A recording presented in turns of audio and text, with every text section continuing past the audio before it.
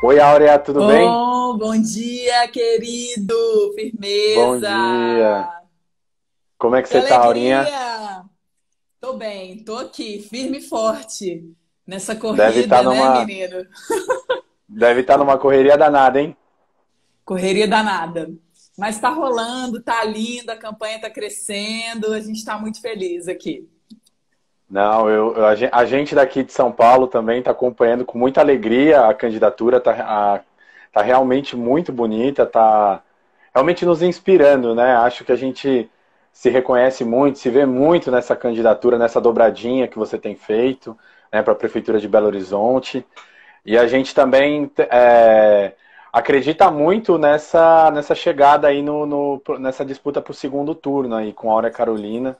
Acho que realmente vai ser algo muito, muito importante mesmo para Belo Horizonte, mas para todo o Brasil, né? Certeza, Pedro. E é uma construção que diz dos levantes que, nesse tempo, podem de fato construir a democracia, né, nas nossas cidades, no nosso país. A nossa candidatura aqui tem essa pegada feminista, antirracista, periférica, com o pé no chão mesmo, popular, né? Somos duas pessoas negras na chapa, o Léo Péricles, que é o candidato a Uhum. vice da Unidade Popular, e eu junto, né, numa história que já vem mostrando nos últimos anos o nosso potencial de ocupar os espaços de poder com esse compromisso, né? Então, é um encantamento só, né? A gente vê também em São Paulo bolos com Erundina, em outros lugares candidaturas que têm essa força e está sendo uma história, apesar de toda a dificuldade que a gente enfrenta, que é real, muito bonita também, né, Pedro? Sim, E com é um certeza. aprendizado maravilhoso. É um aprendizado, deixa um legado, né, de que as nossas candidaturas são competitivas mesmo, de fazer essa disputa no poder executivo, não só no poder legislativo. E é essa, inclusive, a primeira pergunta que eu queria te fazer, Áurea. Quando a gente vai olhar para essa campanha, para essa disputa que tem se desenhado para a Prefeitura de Belo Horizonte, a gente vê o Alexandre Calil no primeiro lugar nas indicações de voto, mas a gente vê ali um embolo para essa segunda posição e uma possibilidade real de um segundo turno, e ali você aparece como uma das candidatas mais proeminentes para chegar a esse segundo turno, né? Então, queria que você contasse um pouco sobre essas estratégias que vocês têm adotado para chegar ao segundo turno e compartilhasse um pouco da confiança da campanha para que vocês consigam esse êxito. Uhum. Pedro, o atual prefeito que tenta a reeleição, o Calil, ele tem uma vantagem muito grande e isso tem a ver também com a superexposição do seu trabalho, né? Na pandemia, as decisões que foram sendo tomadas, algumas muito acertadas, né, na parte das medidas sanitárias, mas outras muito insuficientes, complicadas em relação à proteção social, à questão econômica para os pequenos, né, que foram os mais impactados nessa crise. Então, a gente está aqui posicionando uma crítica também às alianças que possibilitam que ele tenha todo esse destaque. Na Câmara Municipal de Belo Horizonte, o prefeito governou com uma base que tem uma ligação em sua parte com o fundamentalismo mais arcaico, o que tem de pior na política, né? Tem figuras bolsonaristas que fizeram parte da base do governo e que estão aí se colocando. Então, a gente tem uma preocupação muito grande na forma como isso se apresenta nesse momento, e a nossa candidatura traz abertamente essa crítica ao crescimento dessas forças autoritárias na nossa cidade, no nosso país. É uma candidatura que tem condição de isolar o bolsonarismo nesse processo eleitoral, porque é a mais competitiva no campo das esquerdas, e eu estou agora empatada tecnicamente na segunda posição, com um candidato que tem sim uma ligação com essa expressão mais destrutiva mesmo dos direitos, né? Uma ligação com interesses econômicos, e a gente está aqui para dizer que a nossa candidatura não só é forte, como tem crescido nos últimos dias, né? E nós estamos super animadas, buscando vira-voto, né? Estamos nesse espírito agora na cidade, mobilizando geral, quem já nos conhece, para ajudarem a multiplicar o alcance da campanha, né? Com vizinhas, parentes, pessoas conhecidas, desconhecidas, colegas de trabalho, a gente está nesse pé.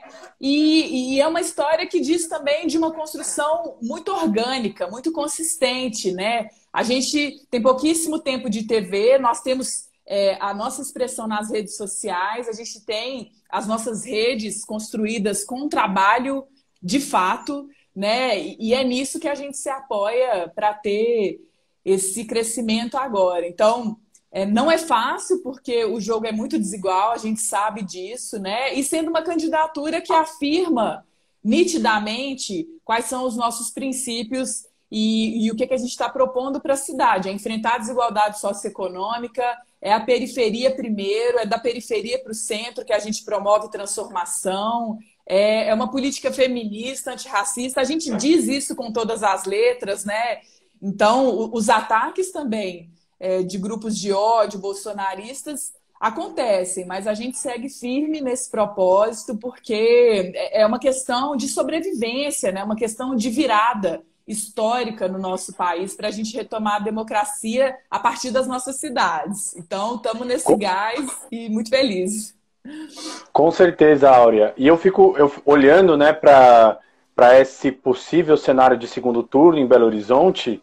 Você se coloca como a sua candidatura se coloca como a única que pode realmente trazer alguma coisa de nova para a cidade, né, de Belo Horizonte, né? Trazer realmente uma política que tem esse olhar das periferias, tem esse olhar das mulheres negras, da comunidade negra de uma maneira geral. Algumas outras candidaturas que estão ali até emboladas nessa segunda posição também não trazem algo de muito novo, né? É o que a gente acaba vendo até um pouco aqui em São Paulo. Você tem essa disputa de Russomano, e aí você tem Covas, e aí você tem Márcio França. Você tem alguns nomes que, por mais que possam não ser o extremo do extremo da direita, também não trazem algo de muito novo. E a gente está vivendo um momento que parece que esses choques e essas mudanças reais parece que têm se colocado como mais do que necessárias, né? Para que a gente realmente consiga construir projetos de esquerda e projetos que mudem de uma maneira bastante contundente o cotidiano das pessoas, né? Demais.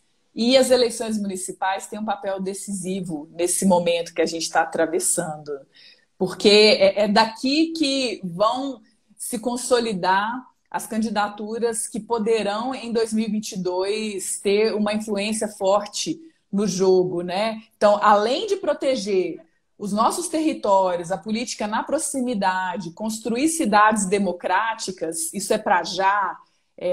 O que está sendo traçado agora vai determinar muito o que vai acontecer no próximo período, né? Então, a gente tem uma preocupação muito grande, Pedro, com a necessidade de isolar esse campo bolsonarista nas nossas cidades, né? A gente tem falado isso desde o ano passado e fizemos várias tentativas também para fortalecer a viabilidade eleitoral desse campo nosso progressista, popular, de esquerda, e a gente precisa aumentar as bancadas que têm esse perfil nas nossas câmaras municipais, porque nas cidades são tomadas decisões vitais para as nossas comunidades, né? Aqui em Belo Horizonte, essa facção fundamentalista que está na Câmara Municipal aprovou em primeiro turno o projeto Escola Sem Partido, que é um absurdo total, inconstitucional, mas eles tiveram força e fizeram um estardalhaço muito grande aqui. Conseguiram derrubar a aprovação de um projeto simbólico que instituiria o Dia Municipal de Combate ao Feminicídio em Belo Horizonte. Então, é desse nível de violência e de negação de qualquer possibilidade daquilo que não seja semelhante a eles, né? Então, é uma coisa de apagar a diferença, de silenciar o debate público que está em jogo. Então, aqui, ou em São Paulo, ou nas pequenas cidades pelo interior, a gente precisa intensificar mesmo essa nossa chegada, né? Então, não é só eleger candidaturas do PSOL ou do PCB ou da Unidade Popular que fazem parte da nossa chapa majoritária, mas candidaturas de todo o espectro dos partidos progressistas mesmo, né? Eu estou em Brasília como deputada federal, eu sei a importância que tem a oposição se articular e conseguir fazer frente aos ataques que estão sendo o tempo inteiro jogados contra nós pelo governo federal, né? Então, muitas vezes a gente não consegue ter força suficiente para barrar os retrocessos e as perdas, né? E várias coisas estão sendo emplacadas do lado de lá, né? A reforma da Previdência é uma das mais dramáticas, entre outras horríveis, assim. Mas é muito importante que a gente tenha uma oposição firme que consiga ali também dificultar a vida desses que estão aí querendo prevalecer em cima do sofrimento da maioria, né, Pedro? E isso na nossa cidade significa constituir espaços de formação crítica, né, de trabalho popular, que é algo que para nós é muito caro, né? Nós que viemos dessa trajetória, junto com os movimentos sociais, com os coletivos, a gente está sempre aí, né, com os vários segmentos, juventudes, mulheres, negritude, povos e comunidades tradicionais, população LGBTI. A gente está aí construindo massa crítica, mas a gente precisa aumentar essa capacidade. Então, as nossas candidaturas cumprem esse objetivo também, nesse momento, que é de combinar a estratégia da articulação das lutas de forma autônoma na sociedade civil com a nossa presença institucional nos espaços de poder, né? E é isso que precisa aumentar mais e mais. Com certeza. E falando sobre até essa representação nos espaços de poder e sobre essa construção com os movimentos, a chapa que vocês conformaram para disputar a Prefeitura de Belo Horizonte é uma chapa super com esse perfil, né? É uma chapa de 2 pessoas negras. Acompanhei também, li um pouco sobre o próprio trabalho do Leonardo também, a própria trajetória dele. Queria que você contasse também um pouco sobre talvez a satisfação, mas a importância e os desafios de se construir uma chapa preta para disputar uma prefeitura de uma maneira competitiva. Eu não sei se a gente tem, ainda mais em uma capital, algo semelhante ou igual ao que está sendo construído em Belo Horizonte, né? Então, realmente, para todo mundo que entende a necessidade do debate antirracista, é realmente uma candidatura que a gente olha com muito carinho, com muita torcida, porque a gente sabe da importância dessa candidatura dar certo, para que isso se replique em outros espaços, outras cidades. Demais, Pedro. O Léo e eu, a gente está assim, há 1000 anos nessa caminhada, né? O Léo é morador de uma ocupação, a ocupação Eliana Silva, que fica na região do Barreiro, em Belo Horizonte. E ali é um vale, um complexo de ocupações que foram construídas a partir da luta mesmo, né? E o Léo tem uma história com o movimento estudantil, na luta pelo passe livre, são muitas frentes em que ele se engajou, tem muita experiência, é o presidente nacional da Unidade Popular, que é o mais recente partido legalizado no nosso país, né? E foi com muita luta, com muita garra que eles conseguiram coletar as assinaturas. Eu acompanhei bem de perto esse processo, né? Vi todo o engajamento dos movimentos que fazem parte da Unidade Popular. É uma rede com vários coletivos, né, que envolve moradia, lutas estudantis, feministas, entre outras. E eu venho nessa caminhada que começa com a cultura hip hop, participação em coletivos de mulheres, de juventude, de cultura. E foi assim que a gente foi se encontrando, né? As lutas, elas se entrelaçam, uma luta puxa a outra, e Léo é um grande companheiro que está aí já nessa caminhada, e a gente constrói muita coisa junto. Então, foi maravilhoso ter a confirmação dessa chapa num processo que foi muito dialogado e diz, assim, de uma realidade que não pode ser contornada, que não pode ser ignorada mais. É a chegada de uma força antirracista, feminista, popular, para estar nos espaços de poder de igual para igual. É isso que a gente está buscando, né? E lá em 2016, quando nós tivemos esse fenômeno de surgimento de candidaturas com esse perfil, né, a eleição de Marielle Franco, Talíria Petroni em Niterói, eu fui eleita em Belo Horizonte vereadora, a mais votada da cidade, a gente vem num crescente de projetos que têm esse compromisso, né? Surgiram várias candidaturas coletivas, mandatos coletivos foram eleitos e a gente continua nessa pegada. Então, tudo isso diz do que a gente está propondo para as políticas públicas da cidade. Além das nossas práticas cotidianas, de como a gente organiza todos esses processos de luta social, a gente diz de como a gente se propõe a governar, de como a gente atua no legislativo, né? Quais são as mudanças que nós vamos impulsionar. Então, quando o Léo vem trazendo toda a sua história com os movimentos de luta por moradia, a gente está falando de garantir uma política habitacional que vai enfrentar os interesses econômicos de especulação imobiliária, vai destinar imóveis vazios que não cumprem função social, principalmente no centro da cidade, para a moradia popular. Isso é só um exemplo de coisas que a gente tem disposição de enfrentar, porque isso está no nosso DNA mesmo, né? São anos e anos aprendendo e vendo que é possível fazer isso, mas tem que ter coragem para contrapor os interesses políticos e econômicos que prevalecem hoje na nossa cidade e no nosso país, né, Pedro? Então, quando a gente fala assim, ó, nós temos um compromisso de instituir uma política de renda solidária em Belo Horizonte, para corrigir desigualdade socioeconômica, para ter um amparo para as famílias mais pobres, para ninguém ter menos que o essencial para sobreviver, para ter comida na mesa, para ter dignidade, né? Isso é uma política de correção de desigualdades, fazendo com que os instrumentos da legislação municipal e da Constituição sejam efetivados. Então, basicamente colocar em prática aquilo que a democracia brasileira já prevê, mas que vem sendo sistematicamente destruído nos últimos anos, né? Então, nós estamos falando de um compromisso que tem como ponto de partida essa retomada do que foi a duras penas levantado pela sociedade brasileira no processo de redemocratização.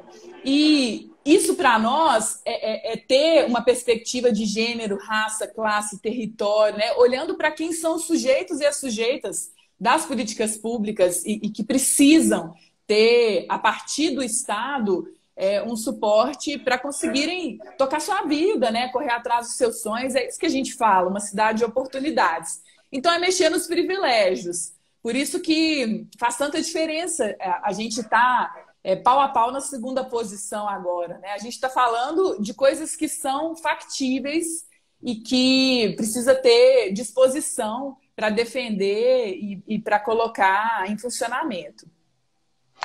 E Áurea, você tocou num ponto do projeto que vocês estão, uma das propostas para Belo Horizonte, que é uma espécie de uma renda básica, né, para os moradores de Belo Horizonte. E aí, pelo que eu entendi, vocês pensam na disponibilização mais ou menos de 2%, né, pensam na questão do orçamento da cidade. Aí as minhas perguntas que eu queria te fazer. Primeiro, o impacto disso, que isso pode gerar para a economia, para a sobrevivência, para a vida das pessoas em Belo Horizonte, e o que normalmente um campo conservador, um campo liberal vai acusar e colocar é uma questão de uma irresponsabilidade fiscal. Eu queria que você explicasse também se essa proposta ela também é bastante coerente do ponto de vista fiscal. Massa, Pedro. A gente tem construído o nosso programa de forma colaborativa e com a participação de muita gente, pessoas comuns e especialistas, gente que entende de cada pauta que a gente está trabalhando para fazer uma entrega consistente e muito responsável para a cidade. Então, a proposta da renda solidária foi muito estudada, esmiuçada, e nós chegamos numa elaboração que é super viável. A gente está propondo uma política de complementação de renda, de transferência direta de renda para as famílias mais pobres, para que nenhuma delas receba menos de R$600 por mês. E a gente vai fazer isso com a correção dos impostos em Belo Horizonte. Então, mexer na política tributária para ter justiça fiscal. A gente vai fazer também com uma responsabilidade nos gastos públicos para que gastos desnecessários sejam transferidos para essa política de transferência de renda. E isso vai beneficiar cerca de 67 mil famílias. Isso dá 8% da população de Belo Horizonte, que hoje está numa situação muito precária. E vai ter um impacto orçamentário de 2% no orçamento, como você mencionou. Isso é 0,3% do PIB municipal. Proporcionalmente, é menos do que o impacto do Bolsa Família no PIB nacional. E é muito possível de implementar porque essa política de transferência de renda tem um efeito positivo na economia local, né? Significa que as pessoas vão ter melhores condições de vida, que o comércio vai funcionar, porque é na renda que tem a circulação, o giro mais rápido da economia, né? As pessoas vão consumir, principalmente nos serviços que foram mais impactados, né? Os serviços básicos, seja num serviço de salão de beleza ou de alimentação, né? De fornecimento de refeições. Isso volta também, em parte, para a arrecadação municipal e gera mais empregos. Então, é preciso ter uma visão mais generosa e complexa sobre o funcionamento da economia na cidade, né? Porque muitas vezes essa direita autoritária que fica patrocinando política de austeridade, de cortes de investimentos nas políticas sociais, é muito burra nesse ponto de vista, porque, claro, eles estão buscando os interesses predatórios deles e uma visão de curto prazo, né? Acaba com tudo, destrói tudo. Agora, eles são burros porque isso retorna em problemas sociais numa escala impressionante, né? Em todos os aspectos, assim, até na questão da segurança, né? E aí eles ficam se confinando, buscando intensificar o modelo de repressão na segurança pública, que é a tônica que existe no Brasil, né, desde o processo de colonização, e isso é enxugar gelo, porque nunca vai corrigir o problema da violência urbana. Se não tem uma política de oportunidades, de enfrentamento às desigualdades, de prevenção social à violência, a gente continua tendo essa gravidade, como foi demonstrado em mais um anuário da segurança pública, né? Um problema que só aumenta a cada ano. Então, a gente está falando de uma correção sistêmica de problemas estruturais, né? A gente está olhando a renda solidária como um dos mecanismos de fortalecimento da cidadania na nossa cidade. E é uma política que vem junto com priorizações para trazer alguns segmentos, né? Quando a gente pensa nos pequenos comerciantes, a gente está falando, inclusive, de vocação para empreendedorismo social, periférico, né? Negócios liderados por mulheres, por jovens negros, por artistas. Tudo isso tem uma importância na economia da cidade. Então, é uma análise que para nós está sendo fascinante assim também. A gente está aprendendo muito nesse processo de elaboração coletiva do programa, porque a gente vai vendo como que dá para fazer, basta ter vontade política, basta inverter prioridades e como que os ganhos que podem ser conquistados vão gerando um efeito positivo, né, que é para todo mundo, assim. Sim. E, Áurea, outro ponto importante que você traz também, né, na própria campanha, diante nesse modelo, nesse momento que a gente está vivendo de pandemia, das pessoas muito impactadas, e com certeza acho que muito provocada também pelo Léo, que tem essa experiência também, né, dos movimentos de moradia, você também traz bastante a questão do IPTU, né, das pessoas neste momento, principalmente das pessoas que foram impactadas com perda de emprego ou com qualquer possibilidade mesmo de venda dos seus materiais, dos seus produtos, seja por meio do empreendedorismo. Eu queria que você contasse também um pouco de como foi construída essa ideia, de uma maneira um pouco mais técnica, como é que vocês estão pensando, quais critérios para que as pessoas efetuem ou não o pagamento do IPTU, de que maneira, e que você também compartilhasse um pouco dos impactos que vocês esperam dessa medida para a cidade de Belo Horizonte. Sim. Ô Pedro, estudando mais a fundo o IPTU e a política tributária no município, a gente foi entendendo que a gente chega à conclusão de que o Brasil está nessa situação porque os super ricos têm vantagens de todo tipo, assim. Até nessa arrecadação que é básica, né, para as finanças do município. O IPTU, em Belo Horizonte, tem sim um caráter progressivo. O que que significa isso? Que proporcionalmente, quem tem mais vai pagar mais. Só que é um caráter progressivo ainda muito insuficiente. E a gente precisa aumentar a margem de progressividade ao longo de todas as faixas, né? Para que os mais pobres paguem menos, quem não tem nada não pague, para que a classe média seja desonerada e para que os milionários paguem mais. Então, a gente fez um estudo para que os 20% dos imóveis que estão na faixa superior de valor possam arcar com taxas que podem ser destinadas para as políticas sociais. A renda solidária é uma delas, e a outra é a redução da tarifa do transporte público. Então, a gente pensa numa taxa de mobilidade urbana que possa incidir sobre os 20% dos imóveis mais ricos, imóveis milionários, e com isso a gente tem um retorno de progressividade mais substancial. A renda solidária em Belo Horizonte vai ter um custo da ordem de 250 milhões de reais como complementação de renda. Então, é super possível de fazer isso, mas tem que mexer na planta do IPTU, né? A gente pensa também numa progressividade, quando for possível, para alguns serviços que são tributados, né, sobre o ISSQN.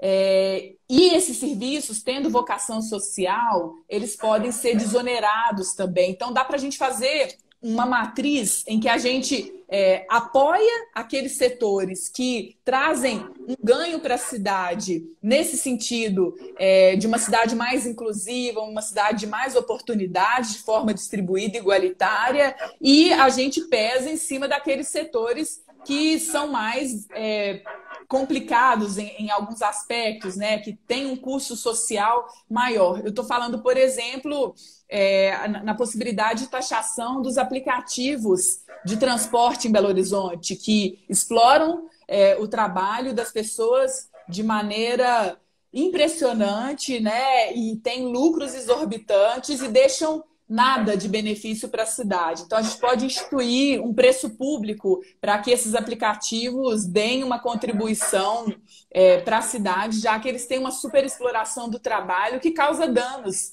né? Então, a gente fazendo correções dessa maneira, a gente pouco a pouco vai tornando a cidade um lugar mais equilibrado para os vários grupos. Sim. Outro ponto, eu acho que bem de atenção, Auri, e aí trazendo bastante da sua trajetória, principalmente por ter essa caminhada bonita no hip hop, ainda enquanto deputada federal, né, e não enquanto candidata, você já estava trabalhando muito com essa questão da importância do apoio à cultura, né, principalmente nesse momento de pandemia, em que já se tinha essa discussão sobre auxílio emergencial, sobre renda básica, sobre esses assuntos. E você trazia muito essa questão da importância do setor da cultura, que, segundo todas as projeções, vai ser o último setor a voltar a conseguir trabalhar em alguma instância próxima do cenário com que a gente tinha, que, vamos combinar, já não era também o cenário mais adequado e ideal para o setor da cultura, que também já não era muito incentivado, tanto a nível municipal, estadual e no governo federal. Dentro desse cenário, eu queria te perguntar assim, o que vocês também pensam de provocações para esse setor da cultura. Antes, Aura, deixa eu só te perguntar, tá vindo muito ruído aqui daqui do entorno ou tá tranquilo? Tá um pouco, mas tá de boa. É isso mesmo. Tá. Eu vou fazer assim, ó, eu vou fechar aqui a janela, vou ver se ajuda um pouquinho. Vai ser 1 minutinho, tá? Tá bom. Aí eu vou contando pro pessoal enquanto isso. Isso, vai contando. Bora lá. Ô, gente, então, eu integrei a mesa diretora da Comissão de Cultura na Câmara dos Deputados no primeiro ano de mandato como deputada federal. E a presidenta da comissão, a Benedita da Silva, né, nossa querida deputada federal, candidata a prefeita lá no Rio, também maravilhosa, nos liderou numa discussão muito avançada sobre a defesa das políticas culturais no nosso país, né? Tristemente, a gente vem amargando muitas perdas nessa pasta nos últimos anos e o governo Bolsonaro acabou jogando uma pá de cal sobre várias conquistas históricas, né? Com a extinção do Ministério da Cultura, o retorno da censura institucionalizada no Brasil, a perseguição a artistas, né? A censura de conteúdo, o estrangulamento das políticas culturais com a retirada dos investimentos. Isso tem impacto sobre as cidades. E nessa pandemia, esse histórico, esse antecedente fez com que a situação dos artistas, dos fazedores e realizadores de cultura fosse ainda mais agravada, né? Então, nós construímos, junto com a sociedade civil, com o setor organizado da cultura, dos artistas, o trabalho que culminou na Lei de Emergência Cultural Aldir Blanc, que foi aprovada pelo Congresso Nacional, depois de muito custo, sancionada pelo governo federal. O governo o tempo inteiro jogou contra, né? Mas a pressão do nosso setor foi maior e a gente conseguiu essa conquista que é histórica de destinação de recursos para os artistas, para os estabelecimentos culturais que foram prejudicados nessa pandemia. É um socorro que é muito importante.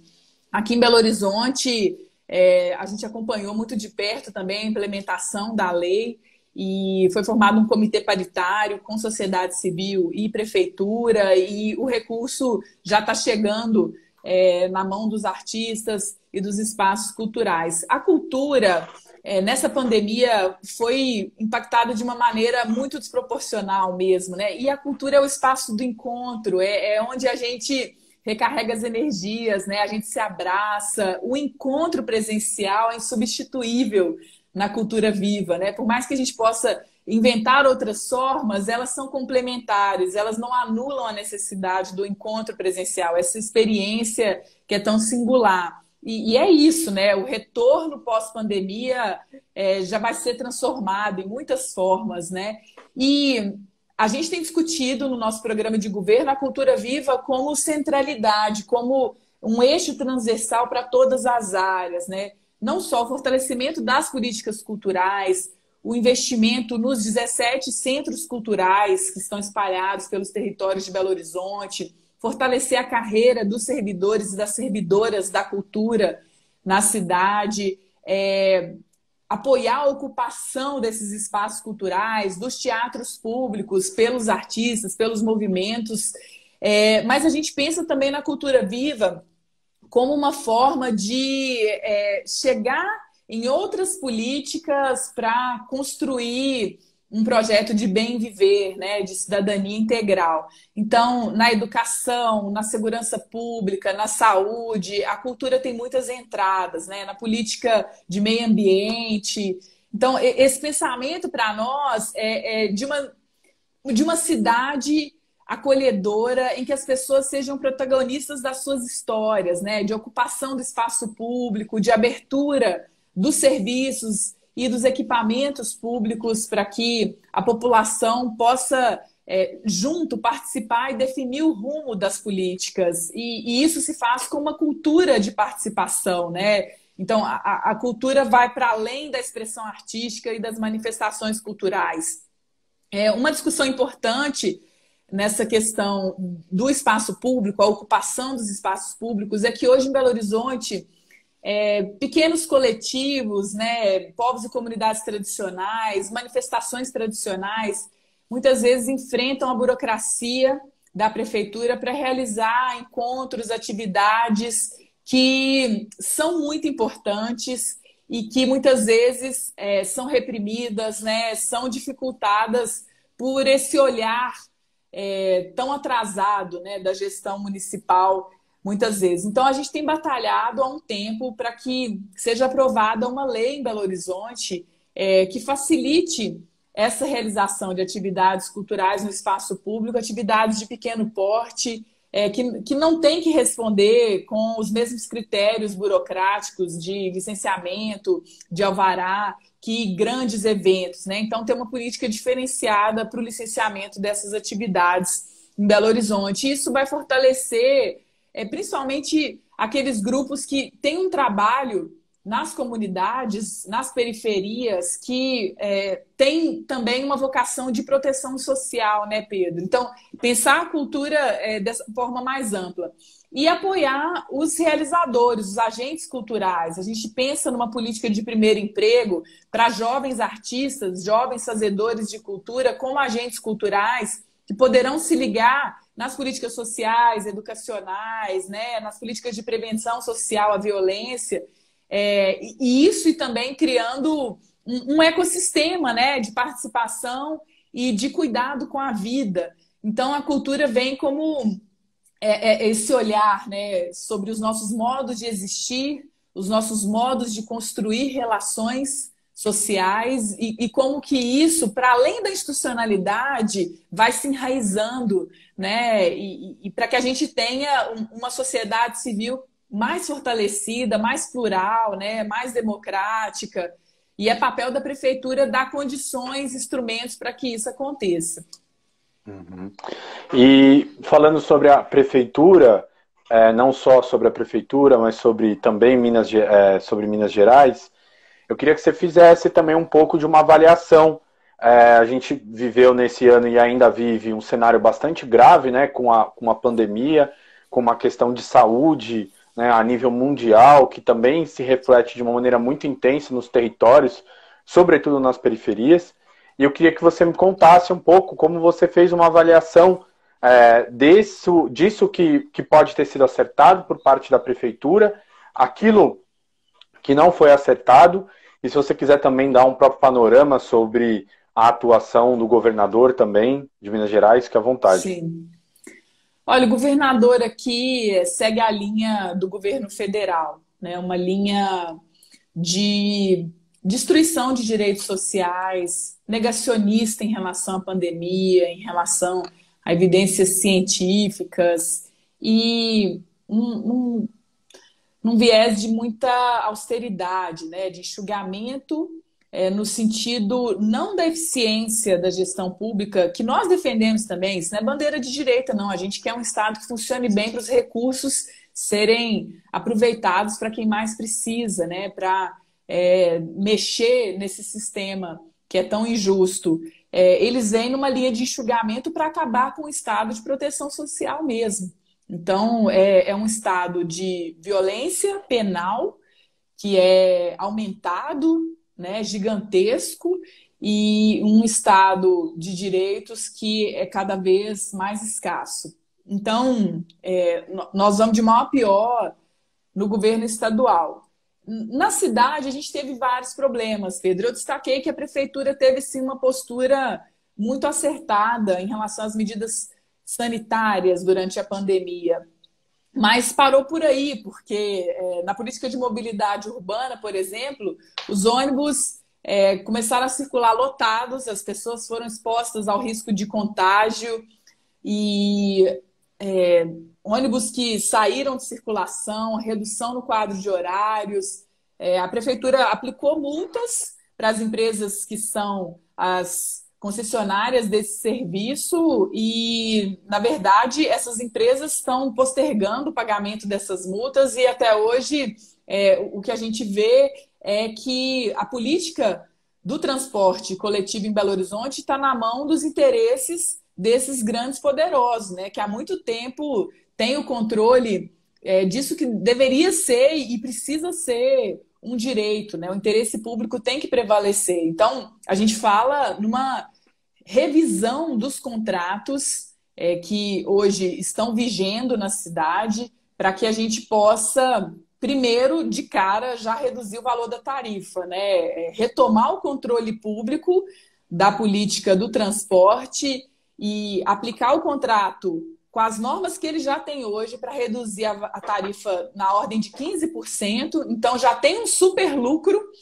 Além do ganho de capital previsto em contrato, esses empresários têm um valor aí de 15% não explicado, injustificado, que serve de lucro exorbitante para eles.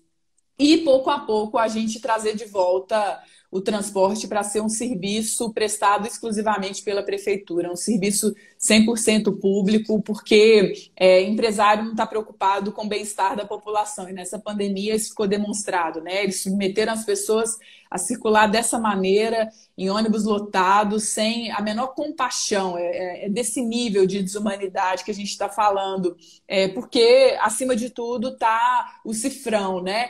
E a gente tem coragem de enfrentar isso porque a gente não tem rabo preso com esses empresários, né? A gente está falando de uma política que é possível de executar, mas precisa ter essa vontade.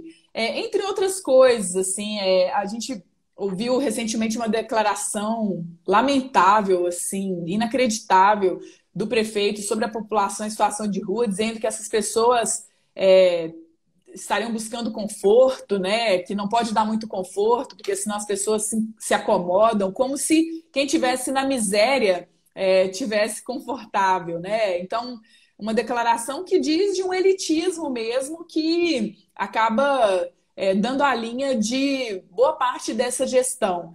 E a gente fala em uma política de priorização da população em situação de rua na inclusão, na moradia, né?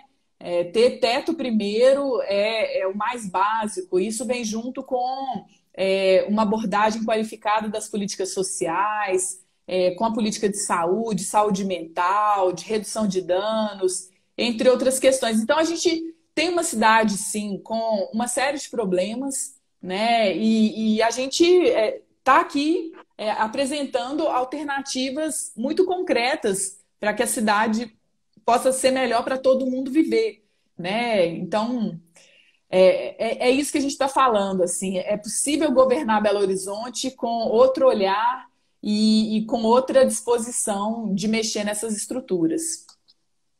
E, Áurea, outro ponto bastante sensível em toda a discussão eleitoral no Brasil e algo que tem sido colocado de maneira central, né, principalmente a partir do início de uma gestão Bolsonaro, que é a questão da segurança pública. E quando a gente vai falar sobre municípios e principalmente grandes capitais no Brasil, há normalmente tendência dos prefeitos tentar transformar as guardas civis metropolitanas em quase polícias militares, mesmo que elas não tenham a possibilidade de atuar enquanto uma polícia militar, se faz um esforço para que essas guardas façam vigilância, atuem que nem polícia e deixem de cumprir com a sua função, que é uma função muito mais de cuidar do patrimônio público, de cuidar do bem-estar da cidade. Eu queria que você contasse também um pouco de como vocês estão pensando a política de segurança pública para a cidade de Belo Horizonte. Como você bem colocou, a própria questão da administração dos recursos públicos, de que aquilo não é uma bandeira da direita, mas uma bandeira da esquerda. A questão da segurança pública também nos é uma pauta extremamente delicada e sensível. E parece que, muitas vezes, ela parece que é uma preocupação apenas da direita, né? Eu queria que você compartilhasse um pouco do que vocês têm planejado aí do ponto de vista da segurança pública. Massa, Pedro.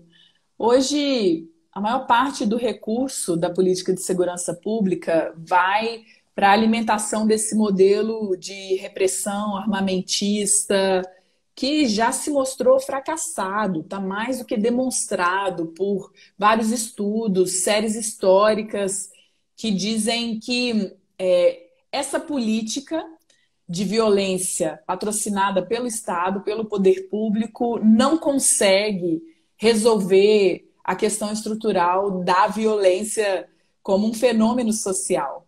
Então, o que a gente propõe aqui é uma inversão total da lógica de investimentos e de abordagem da política de segurança pública municipal. E a gente quer trazer a área de prevenção social à criminalidade para o centro da política. Hoje existe, sim, uma tentativa nesse sentido na prefeitura, mas ela é muito pequena, não recebe investimentos, não tem equipe suficiente, fica com projetos que têm um caráter piloto, né, que não conseguem envolver toda a cidade num movimento mesmo de proteção à vida.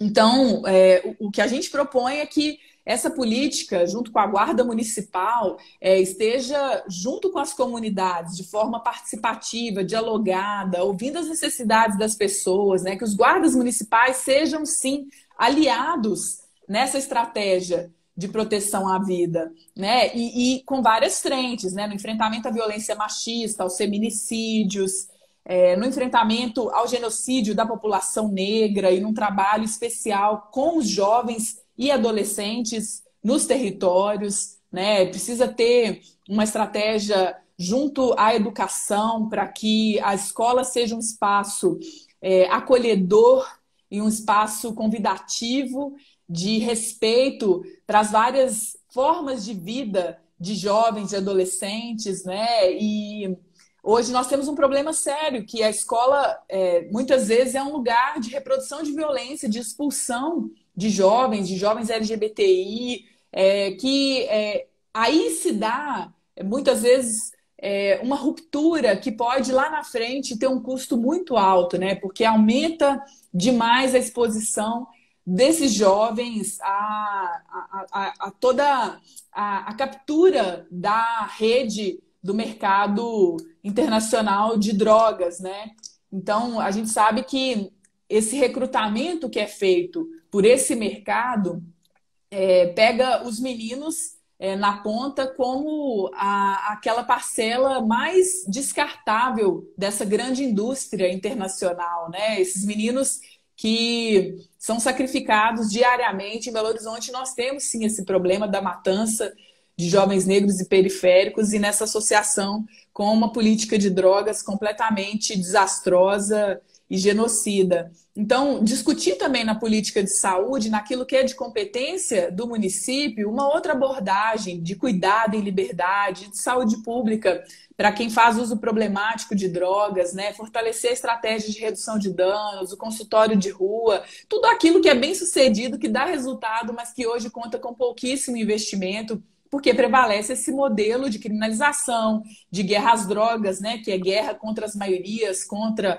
a pobreza, contra a população negra. E a Guarda Municipal de Belo Horizonte, infelizmente, hoje reproduz, sim, em parte, esse pensamento militarizado que a gente precisa reverter. Então, a gente propõe, inclusive, um desarmamento gradual da Guarda Municipal. Isso suscita entre grupos bolsonaristas, né, entre grupos muito violentos, uma reação muito negativa, mas a gente tem muita tranquilidade de fazer a defesa dessa proposta, porque a gente está falando, inclusive, da proteção dos trabalhadores da Guarda Municipal, que tem níveis de adoecimento absurdos. Muitos estão enlouquecendo nessa forma de trabalho, né, que não lhes dá as melhores condições de desempenhar a sua função. Então, proteger a vida desses trabalhadores, para nós, também é muito importante. Tem um contingente enorme ali de homens negros, jovens, que trabalham na Guarda Municipal, e eles também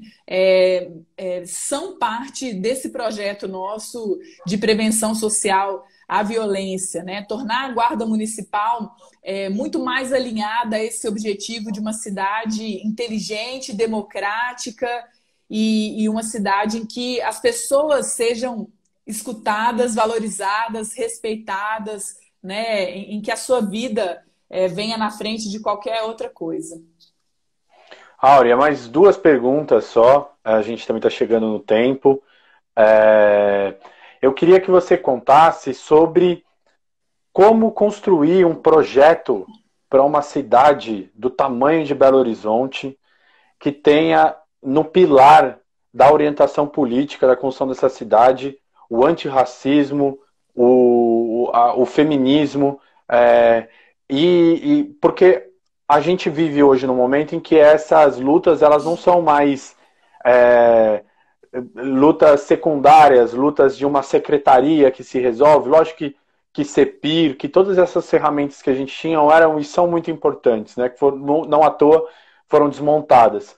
Mas como a gente consegue, como se construir, como se pensar em uma cidade que se coloque esses princípios e esses valores como centrais na decisão e na construção da política? Firmeza, Pedro. Olha, para nós, assim, o ponto zero de partida é ter paridade, gênero e raça em toda a estrutura governamental. Nas secretarias, em todos os níveis decisórios, a gente precisa ter uma presença equilibrada de mulheres e pessoas negras, porque isso é condição para que as várias perspectivas sejam consideradas no processo decisório. Então, mudar as pessoas que estão ali trazendo essa bagagem de compromisso com o enfrentamento ao racismo, à violência machista, à LGBTfobia e tantas outras violências assim, a risca zero para a gente começar, sabe? Junto com isso, vem esse olhar que você já traz. É importante fortalecer as pastas específicas, mas isso não é suficiente, porque a gente precisa transversalizar esse conhecimento e abordagem antirracista, feminista, em todas as áreas das políticas públicas. Então, é preciso ter áreas técnicas especializadas também, né? Indicadores sobre o orçamento, de como o orçamento pode ter um efeito de redução das desigualdades, né? De ter prestação de serviços com um padrão igualitário em todo o município. A gente tem falado, inclusive, nessa proposta, né? De um orçamento igualitário com participação popular, para que a manutenção de parques, a limpeza urbana, a iluminação, o saneamento básico, coleta e tratamento de esgoto, o funcionamento da escola, do centro de saúde e por aí vai, tem o mesmo padrão de qualidade em toda a cidade. Porque hoje as áreas mais ricas concentram mais investimentos. Quando a gente fizer essa correção, isso vai ter um efeito positivo de inclusão dessas maiorias que são negras, que são mulheres trabalhadoras, que hoje são relegadas à condição de cidadãs de segunda classe em Belo Horizonte, né? E a gente precisa ter ações afirmativas nas áreas políticas públicas. Por exemplo, a gente discute na educação a retomada e o fortalecimento das ações de implementação da Lei 10.639 e da Lei 11.645 nas escolas, que tratam do ensino da história e da cultura afro-brasileira e indígena de maneira integrada ao currículo e às atividades de escola integrada, né? Uma escola conectada com a comunidade, uma escola voltada para a formação crítica, emancipatória mesmo, né? Para pensar conteúdos que façam sentido na vida das pessoas. Então, quando a gente discute um projeto de memória, de afirmação dessa diversidade na política educacional de maneira central e não acessória, como vem sendo tocada até aqui, a gente está falando, sim, de uma priorização para que a população negra seja elevada como é justo de direito à condição de cidadã de igual para igual, assim. E isso entre vários outros aspectos. Assim, a gente tem discutido, por exemplo, com a comunidade indígena em Belo Horizonte, uma série de medidas. Esse final de semana eu estive na Feira Hippie e tem uma história antiga lá de resistência de artesãos indígenas, que são diversos, são vários povos representados ali, inclusive da América Latina, de pessoas migrantes que sofrem com a repressão da prefeitura. Então, a gente tem uma política de economia popular, solidária, de apoio a esses artistas que são também muitas vezes empreendedores, né, que estão movimentando a economia local para que eles sejam respeitados na sua singularidade e na sua pluralidade. E construir um centro de referência indígena como um equipamento cultural que possa contribuir nessa integração sistêmica, né? Então, aqui são exemplos de como a gente pensa esse grande marco, né, antirracista, feminista, de inclusão da população LGBTI como algo que vai modular toda a estratégia de governo da cidade. Áurea, por último, queria pedir só para você, muitas pessoas nos acompanharam, agradecer também a quem nos acompanhou. Também não vou deixar aqui de reiterar a importância para as pessoas participarem da nossa newsletter Doma Preta, também fortalecerem a nossa campanha de assinaturas. E pedir para você fazer um convite para as pessoas. A gente ainda tem um pouco menos de um mês para as eleições, tem bastante coisa para acontecer daqui até lá. Temos certeza que vamos acompanhar aí o seu crescimento nas pesquisas boca de urna, nas pesquisas que vão sinalizar esse segundo turno em Belo Horizonte, e pedir para você fazer esse chamado para as pessoas, para que elas participem, acreditem e se engajem na campanha. Ó, Pedro, a gente é a candidatura que tem condição de isolar o bolsonarismo em Belo Horizonte e ir para o segundo turno para fazer um debate aí sim, com outras condições, com tempo de TV paritário. E a gente está nessa esperança, estamos aí acreditando, né? Estamos na pegada vira-voto BH e convocando todo mundo que bota fé nessa construção coletiva para que dê a sua contribuição também, né? Se some e cada votinho que a gente vira, isso tem um efeito multiplicador que é maravilhoso e às vezes a pesquisa já começa a captar esse movimento, né? Então a gente tem aí menos de 4 semanas para chegar até o dia 15 de novembro, colocar o voto na urna e ter a possibilidade de ter um resultado surpreendente. É nisso que a gente está confiando e vamos acreditar, né? Uma política de amor, uma política em que a gente sabe, de fato, que a cidade pode ser a outra, né? A partir dessa nossa chegada. Então, bora junto, gente. Vamos para cima. Beleza, Áurea, muito obrigado. Queria muito te agradecer por mais esse papo com a gente, foi sensacional. Agradecer muito a sua equipe, que é sempre muito atenciosa conosco. Desejar toda a sorte do mundo. Desejar para você também um excelente dia, tá bom? Ô Pedro, querido, obrigada demais. Um salve para Geraldo, Alma Preta. Tamo junto. Obrigada pelo seu carinho, irmão. Vamos nessa fé aí. Obrigada a todo mundo que acompanhou também. Tá bom. Tchau, tchau.